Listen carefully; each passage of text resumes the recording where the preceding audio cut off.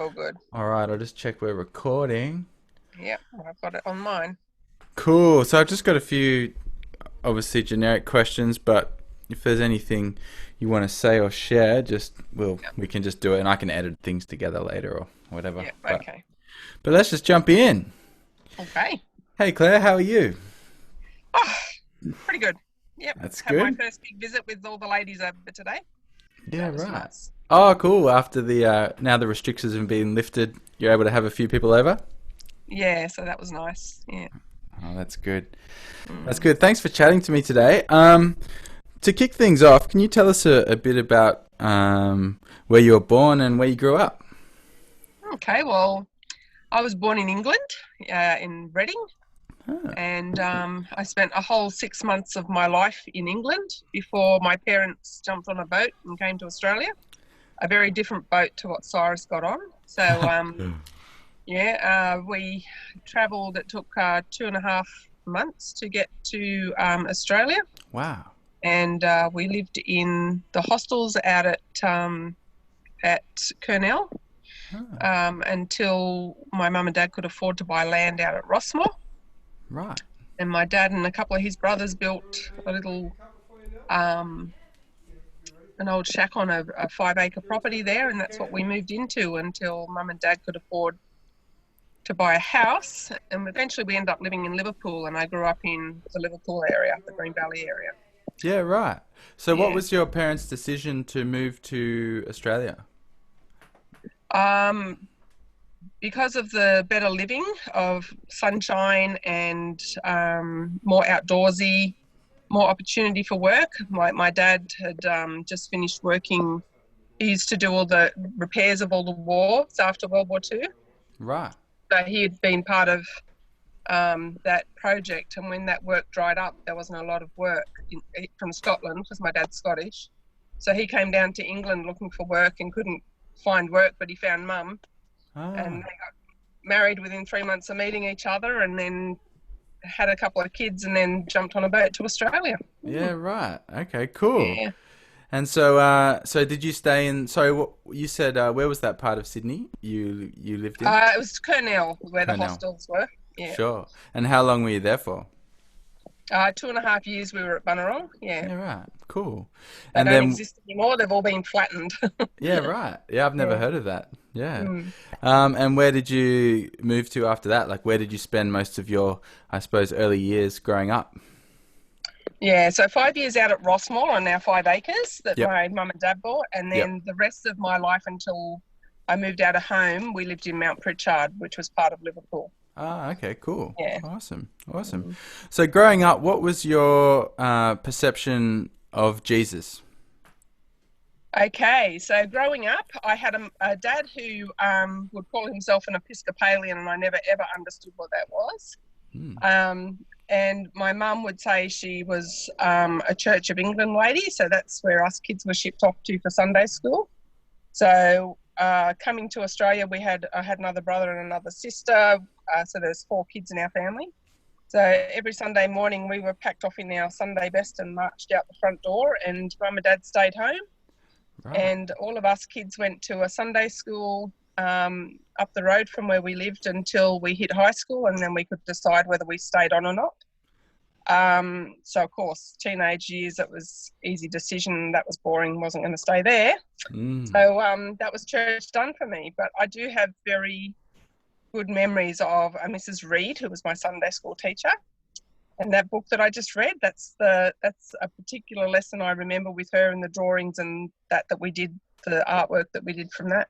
Oh, Because I wow. remember her nice neat hair bun, and she was always beautifully dressed and spoken, and yeah, so I just remember her. And I always remember Mr. and Mrs. Mack, who were like elders of the church, I would assume, looking Right. back. And I used to wonder why they would ever bother with my mum and dad, who never went to church, and why they would have us all over for afternoon tea Mm. when mum and dad didn't go to church. I thought that was really weird that they would do that, and really kind of them.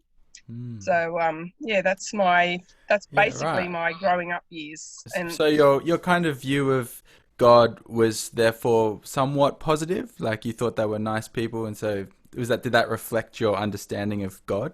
um, Well, sitting through the first part of the sermon before we went to Sunday school was very much the man in black with the pointy finger and the loud booming fire and brimstone type sermon from a memory. So I remember being quite scared about God. Yeah, right. But Sunday school made it a very different feeling because it was about Jesus. So I had God and Jesus in two different boxes in my head Yeah, as a right. child. Yeah. Sure, sure. Yeah. That's interesting. Yeah. Yeah. Jesus was quite the storyteller and friendly and loved all the people, whereas God was going to, if you didn't do the right thing, yeah, That's really that was interesting. my picture of what I took away as a child. Yeah. Yeah, right. And so then in your teenage years, you decided not to go Yeah. along anymore. So then what happened to make you re-encounter Jesus? Okay, it sounds really stupid when I retell this story because I went to school and I went to school with lots of Greek, Italian, and Yugoslavian kids in the area where I grew up. So they had amazing middle names and long, wonderful surnames and exotic first names. So they had just about every letter of the alphabet. My name was Claire Foot, so I had lots of vowels and not many consonants. And we used to play this silly game that you could take so many steps to do, like a fairy step if you had the letter C, or you could take 6 if you had the letter Z or whatever. And they had all these different types of steps to play this game to get to the winning line. And needless to say, I never won because my name didn't have much variation in it. So I remember thinking, if I ever have kids, my kids are going to have a middle name because I was never given one. But for some reason, and this is God's sense of humour, I now gather, I always believed that you couldn't have a middle name unless you were baptised. Ah. So when we had Rosalind, I was like, we've got to get her baptised. She's got to have a middle name, So I figured, Rosalind Joan Maindertz had lots of letters in it. That was a great name to have. And I wanted a sandstone church in my photographs and basically no thought of the whole Christian aspect of what it all meant to have them named, other than to get my bit of paper that stamped it and made it legal that she could have a middle name, even though it was on a birth certificate. What was I thinking? Anyhow, God had different plans. We went to the local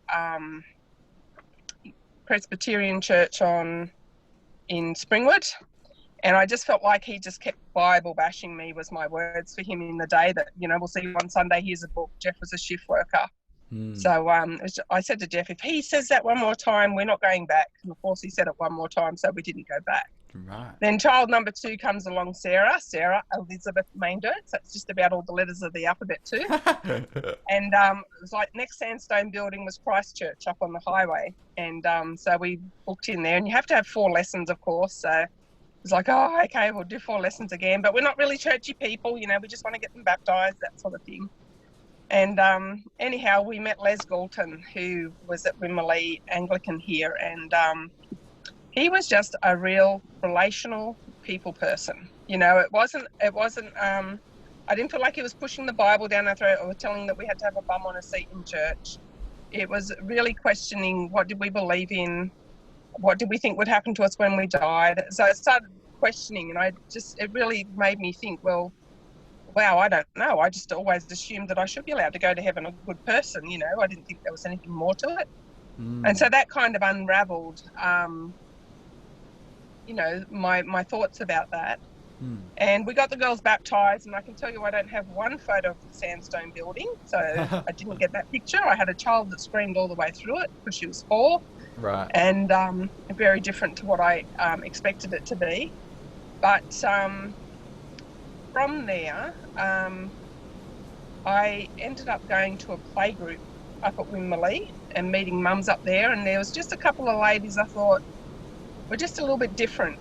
And who would know that the playgroup would be a Christian playgroup just because it's in the church? I didn't even pick up on that. So anyhow, of course, they were Christian ladies, and eventually I got invited to come and watch this film clip of a man who did dentistry over in Africa. That's how it was put, not that a man was doing mission work over in another country. So we went along for this dinner and watched this video, and it was the, what's his name? Oh, everyone will know who's listening out there, but you'll know the dentist fellow I'm talking about from Springwood who went over with his family and did dentistry over in Africa. But anyhow, that was with the Sampson family, which a few people in our church might still remember. And yeah, and from there we just kind of started unfolding into playgroup, going to a Bible study group, popping along to church. And I just remember how welcoming the people at church were. And no shot of lightning or anything for Jeff or I. It was very much a drip, drip, drip, drip, drip kind of walk with God. And more so as Dave walked into the picture of our learning and understanding of who Jesus was and who we were to be in his community, kind of made me come even more alive. So Yeah, right. That's really interesting. yeah. It's interesting hearing themes in people's stories where it's actually people that make a big difference in bringing people to Jesus, obviously, because God uses people, and that's really interesting to hear that. How, in your own, as you guys live out being Christians in your gospel community, how does that thinking inform what you do? How does that thinking inform what I do? Oh, In terms of relationships, that kind of thing. yeah. I have lots of different relationships with many people, and sometimes I don't understand why I get put in them because I feel very inept to have the right answers or questions. I'm not a studious person. I'm not a great deep thinker. I'm a believer. I have a strong faith that what God says is. I don't need to pull it apart and examine that. I just believe that it is so. I'm very strong on that. And so I just think for people to miss out on that, they're crazy not to get it. But I think I remember thinking back to when we started getting it and thinking, because when we first became Christians and we started going to church, I remember my mum looking after my daughter, and I got a phone call from my mum saying, "Oh, you're brainwashing this child. You know, all she ever sings is Jesus loves me. The Bible tells me so." And you know, she can't even sing me "Bar Bar Black Sheep" or whatever. She wants to sing this song, and I thought, "Oh, go Rosalind, that's so good." And so I said to Mum, I said, we're not Bible bashing her or anything. I said, it's exactly what you taught us as kids. You sent us to church to learn about Jesus and about how we should be in the world and what he expects of us, you know. And my mum was like, "Oh no, we sent you to church for good moral values." And I'm like, "Well, where do you think they come from? The Bible sort of thing." So it's quite interesting, that perspective of my mum's about why we were actually sent, because I couldn't understand why she would send us as kids if it meant nothing to them. And being in the community now, you don't want people to miss out. I mean, it's such great news to know that that God has done it all for us through Jesus, and that we have someone who will intercede for us to God so that we have that permanent relationship with him forever. And I just look at the different battles we've had in life and think, how do people survive or find hope without Jesus in it? Yeah. And I want people to have Jesus in it. That's awesome. When I was asking a few people just like what would be some good things to ask Claire, and one of the ones was, they said, well, ask Claire about how she is so other person centered. You're so outward focused. So that's really interesting to hear how you come to think like that. Just with what you just said, that you're outward focused. You want everyone to understand, and you want everyone to hear this love of Jesus because it's changed your life. On that, in recent years, I know you've had some serious health troubles. Would you mind telling us a bit about that? Yeah, sure. So in early 2018, I decided to go in finally, because I'm quite stubborn. I had torn a tendon off my hip bone, and I'd persevered with that for almost 18 months, which I'm sure is also part of God's plan when I look back. And then finally decided, right, this is ridiculous. I can't tie my own shoelaces. I can't lift my leg anymore. I can't do this. I can't do that. I should go and get it fixed. So off I went to have this this tendon restretched and tied back into my hip bone, and which meant I would be 6 to 8 weeks off non-weight bearing.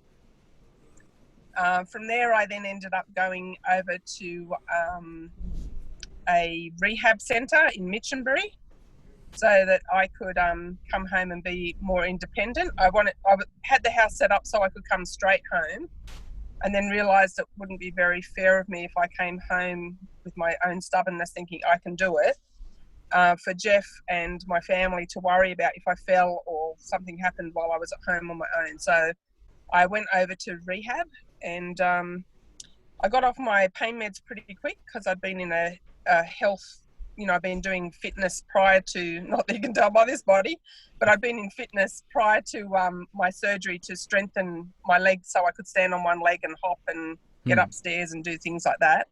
Sit and stand one-legged, try that everybody, with hands on a crutch and not being able to push yourself up. Oh man. Not so easy. But so anyhow, ended up in Minchinbury and got off my heavy medication from that surgery, which was great.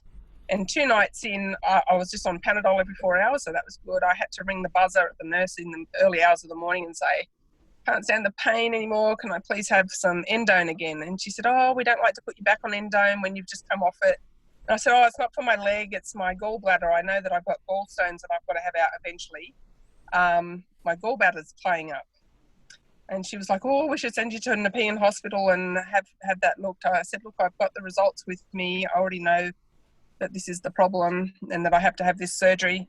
I said, so as soon as my leg's better, I'll make sure I get on to having my gallbladder fixed, blah, blah, blah. So anyhow, they gave me heavier medication, woke up in the morning and was facing this Dr. Kwan, this surgeon. And he said, look, I know you're not worried about it. He said, but while you're in our care, we need to assess this and make sure that you're not going to get into any more harm. He said, and I've got a light surgery list today. How about we just whip it out this afternoon? And I thought, well, it's fine for you to say just whip it out. It's my body you're going to whip open. Yeah. So anyhow, in the end, at 2:30 they came in and they said, look, it's all going good. We can put you in. Let's do it. So I had all these people fussing around and getting me all ready to whip me back out into surgery. And when I woke up and was back in my room, he came in and he said, look, we've got your gallbladder out really well. Can you tell me what time your husband will be here tonight? And as soon as he said that, I knew he'd found something else. And I said, you've found something, haven't you? He said, yeah, but it'd be really good to talk to you about this with your husband. And I said, is it cancer? I'm okay for you to tell me. And he said, well, it is actually. He said, but I'd really like to talk about the detail with your husband. I said, okay, then no worries. Everything's fine, So he took off and I rang Jeff and said, look, I've had it all done. It looks like they've found something with cancer. Are you able to come in? The doctor wants to talk to us together. And he was there within however long it took him to drive there. And, the surgeon came in and basically said, you've got ovarian cancer and my ovary had actually split and burst open within my abdomen, so it was over everything. And when he showed me the pictures, I just thought, well, that's my time up.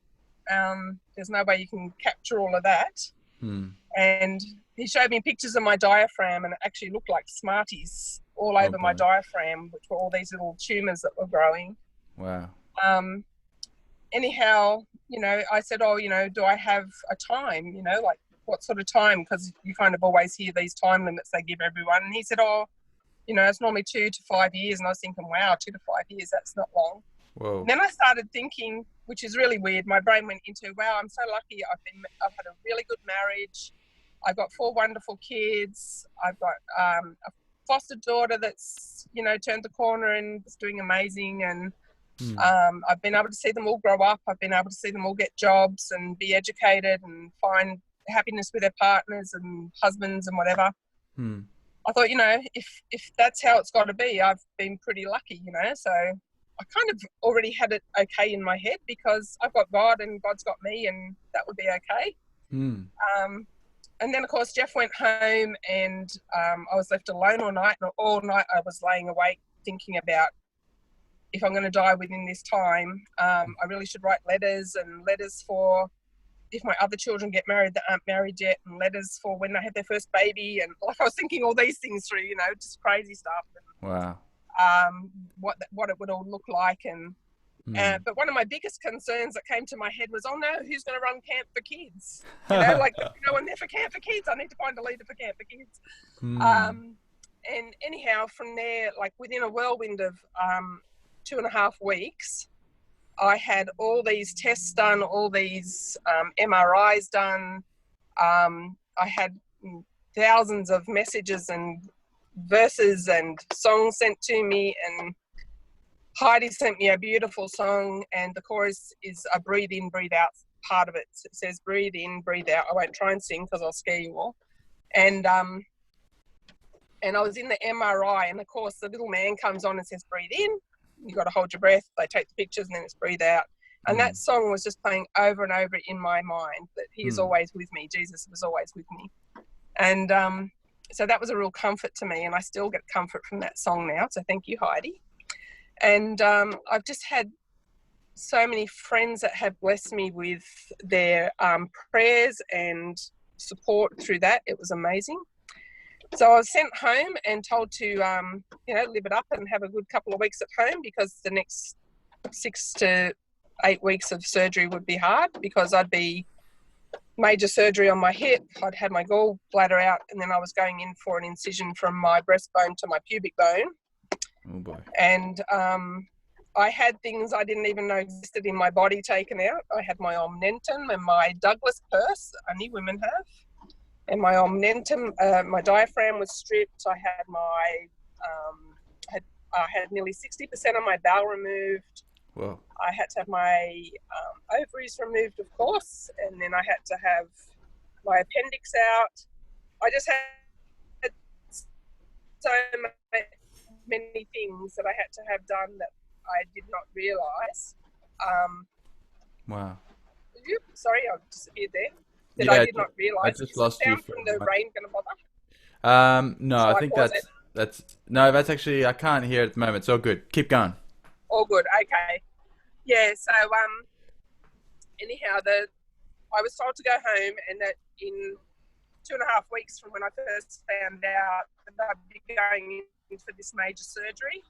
And during that surgery, I had days where I kind of thought, I'm quite happy if God takes me now, because the pain was excruciating. It was a horrible pain. It was the biggest surgery he'd ever done for that type of surgery. Wow. And he said it was gold star material. It was the best he'd ever done in being able to remove as much as he could.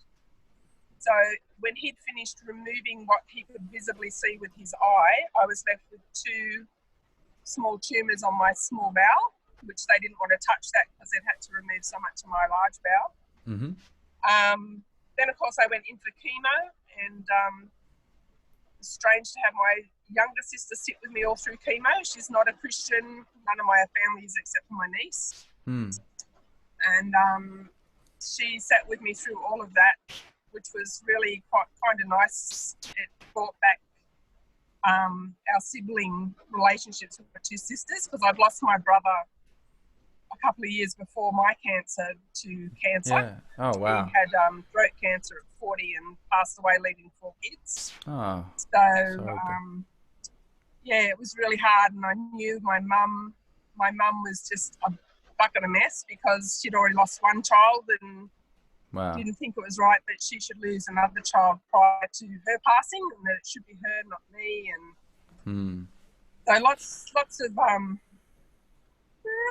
of God conversations came out of that. Wow. So God really used.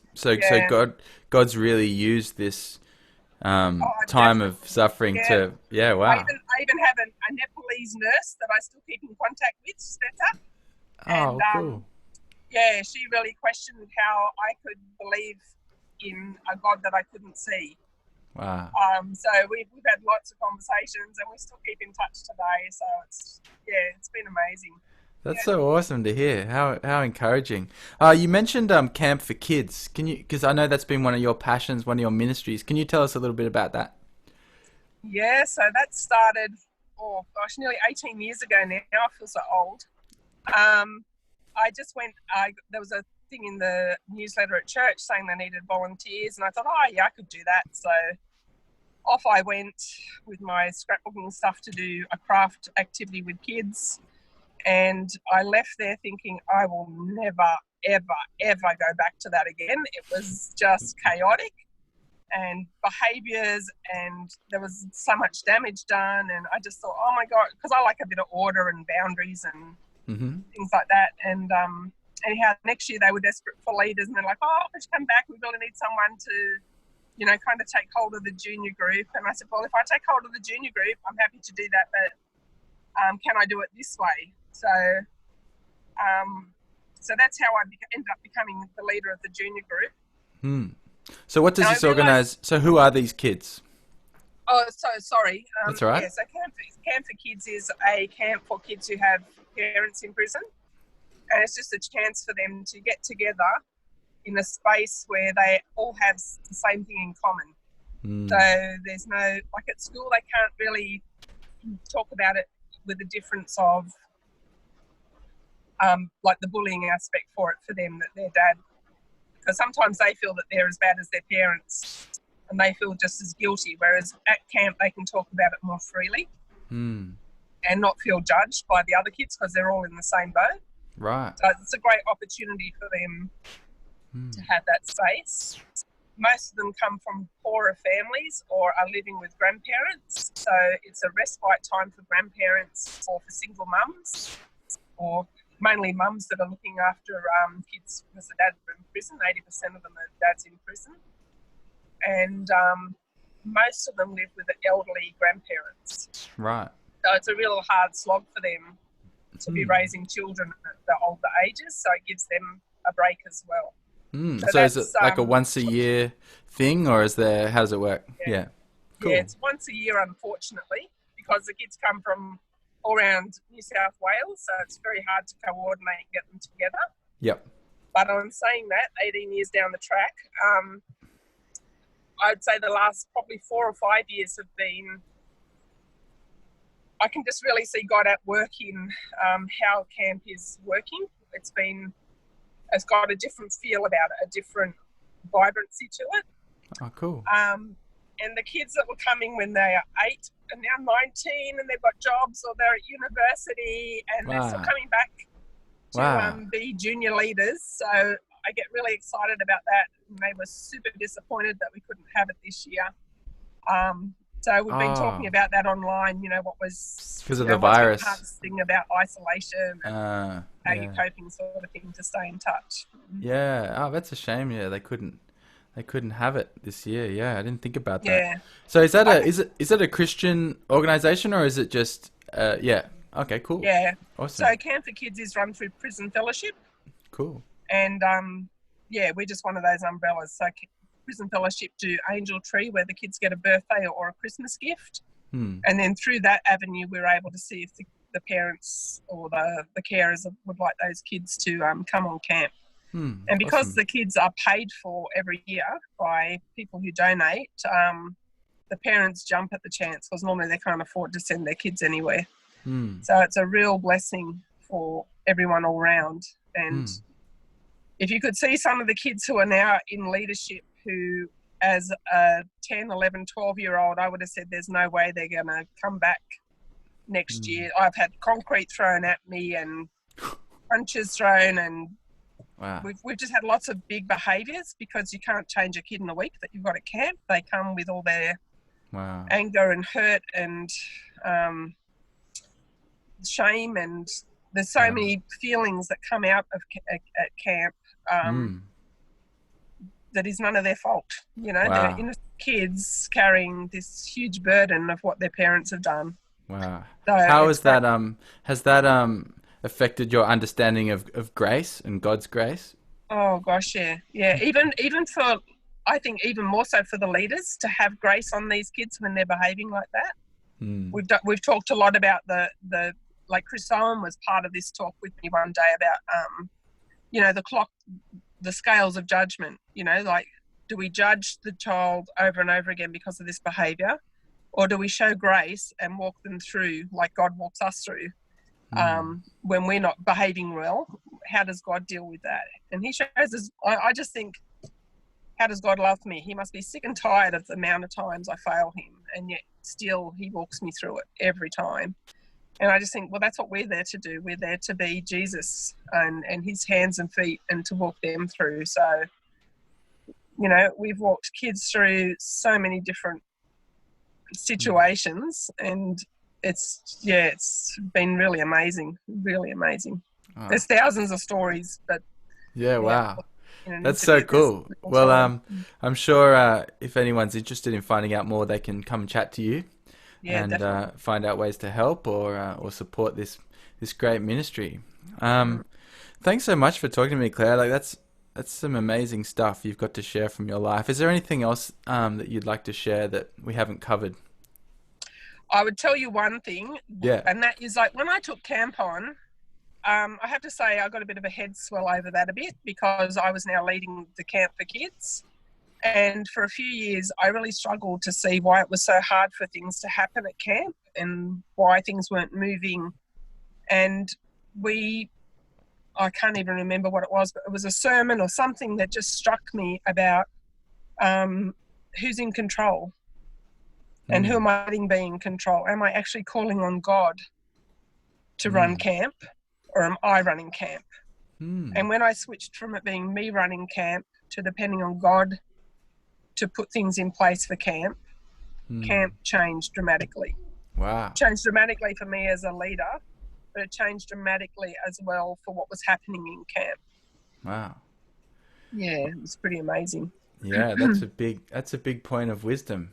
I'm gonna go think about that myself. Because so often really you think, well, camp's in my hand, it's my responsibility, I've got to do this, I've got to organise that, whatever. But I do it with God. I don't do it on my own anymore. Whereas before I used to try and carry that burden on my own shoulders, and it would be quite heavy and hard, whereas now I can't wait for next year to come. I just love the fact, like I remember thinking, you go back to my cancer, my two things were my kids and my mum, and how would they cope?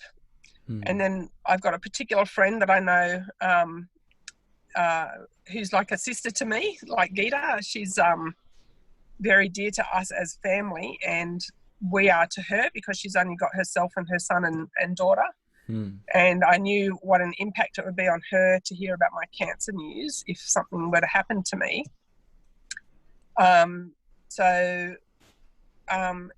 When I first heard that news, I remember thinking of those people in Camp for Kids. They were my two biggest concerns. If I could tell these people and work out who would run camp, then everything would be okay. It's crazy that I kind of wasn't on my knees with the whole, you've got to heal me, Jesus. It was more about make sure you can find someone good to run camp. Wow. Wow, so it sounds like God has really taken you on such an incredible journey throughout your life.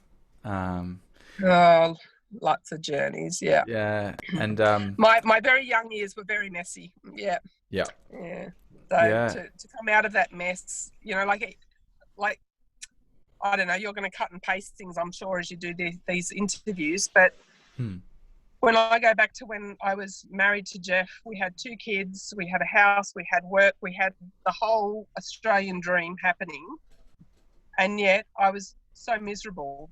I just remember like Jeff would come home from work, I'd still be in my pajamas, I'd be crying. I wasn't at playgroup or anything at this point in time, and I wanted to move. I didn't want to stay in the Blue Mountains. I hated the Blue Mountains. We didn't have a car. I didn't know anyone. I had 2 babies. It was the first time mum without my family around me. They all lived an hour away, and couldn't wait to get out of that situation. And so we bought a house and put a deposit on a house in Orange, and Jeff got to work in Orange, and he quit his job in Sydney so that we could move and do all of this. And the sale on our house fell through, so we had to lose the deposit on our house in Orange. Jeff had to give up the job in Orange. He had to ask for his job back in Sydney. Wow. and we stayed put, and I started going to playgroup. So God had this amazing plan for us to be in the mountains. So Wow. I very firmly stuck to our Wimberley community because, God says, this is where I plant you, and I just look at what he's done, and it's amazing. Yeah, That's even so though we cool. just bought a house in Blackson, but yeah, Well, it's so yeah. Well, we're definitely very thankful at Soma that God did that and kept you in the yeah. mountains. Because it's so inspiring to hear about that and about how God's worked in your life. So, thanks so much for sharing today, Claire. Really No appreciate problem. that. And people, if people want to know more and have more of a chat to you, is that cool? It sure is. Yeah, Awesome, awesome. yeah. Okay, thanks, Cameron. Thanks, Claire. See you later. Later. Bye.